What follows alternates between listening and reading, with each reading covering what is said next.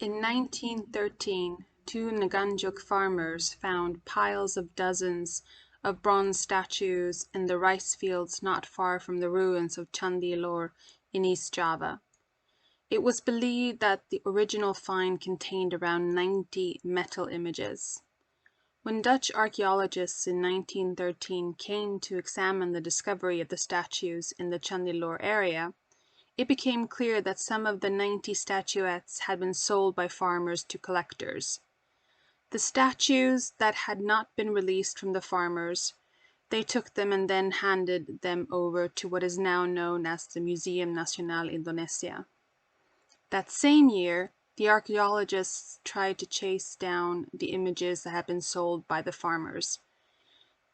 They eventually found approximately 60 of the statuettes, but several were lost in 1931 during the fire in the International Colonial Exhibition in the Bois de Vincennes Park in Paris.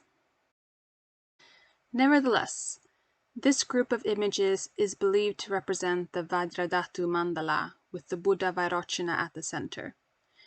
It is unusual to have this type of three-dimensional mandala. The more common form is a tapestry.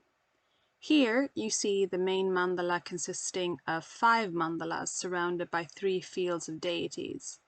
The field outside of them contains the 1,000 Buddhas, offering goddesses, 16 bodhisattvas, and 4 deities. This particular form of the VAJRADHATU mandala was composed by an Indian scholar named Anandagarbha, who was believed to have been active from the last quarter of the 10th century to the first half of the 11th century. The sutra has the English name Compendium of the Truth of All the Tathagatas, with Tathagatas referring to the 5 great Buddhas. The 5 great Buddhas are also known as the Dhyani Buddhas. Here are 2 photographs of one of the Dhyani Buddhas in the Nganjuk mandala, Ratnasambhava. One photograph is from 100 years ago and one is taken more recently.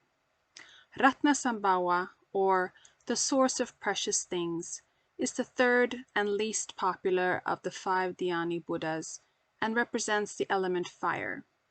He is generally depicted as a Buddha in a monk's robe with no ornamentation, seated in a lotus position with the soles of his feet showing. Ratnasambhava can be identified based on the jewel, or ratna, that he holds in his open hand.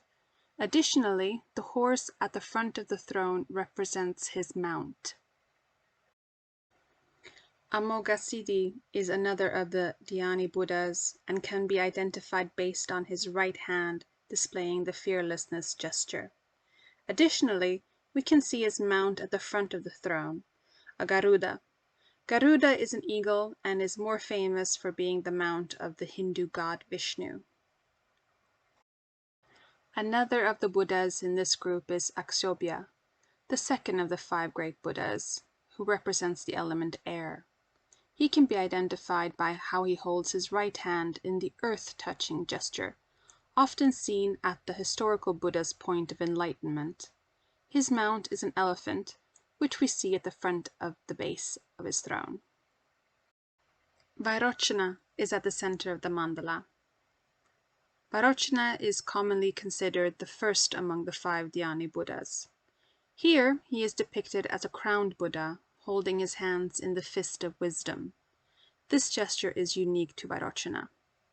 While we do not have all the statuettes from the mandala, those that have survived to the present day can give us a good sense of how impressive the whole collection would have been.